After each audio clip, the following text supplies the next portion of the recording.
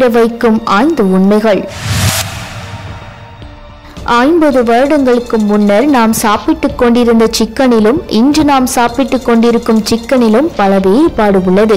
பெரும்பாலும் அனைவராலும் விரும்பி உண்ணப்படும் உணவு சிக்கன். ஆனால் அது இன்று உயிரை கொள்ளும் ஸ்லோ பாய்சன் உணவாக மாறி வருகிறது.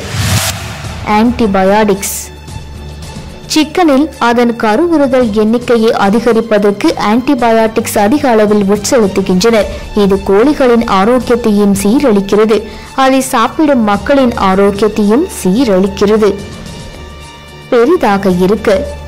1950களில் இருந்த கோழிகளை விட இன்று இருக்கும் கோழிகள் 4 மடங்கு உருவில் பெரியதாக இருக்கிறது. மேலும் ஒரு ஆய்வில் அன்றைய கோழிகளை காட்டிலும் இன்றைய கோழிகளில் கொலஸ்ட்ரால் அளவு 250% அதிகரித்து காணப்படுகிறது என அறியப்பட்டுள்ளது.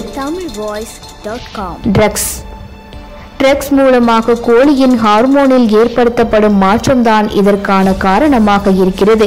இதை வியாபாரம் மற்றும் லாபம் அதிகரிக்க காண உற்பத்தியாளர்கள் பின்பற்றுகின்றனர்.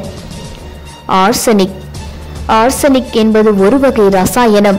இதை இன்று உற்பத்தி செய்யப்படும் கோழிகளில் அதிகம் சேர்க்கின்றனர்.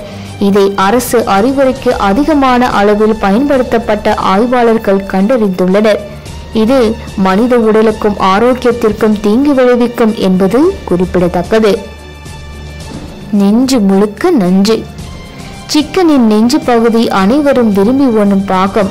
ஆனால் இன்று நாம் சாப்பிடும் சிக்கனின் நெஞ்சு பகுதி 97% பாக்டீரியா தாக்கம் நிறைந்து இருக்கிறது என ஆய்வறிக்கை ஒன்று கூறுகிறது. இதுவும் நமது ஆரோக்கியத்தை சீரழிக்கும் ஒன்றுதான்.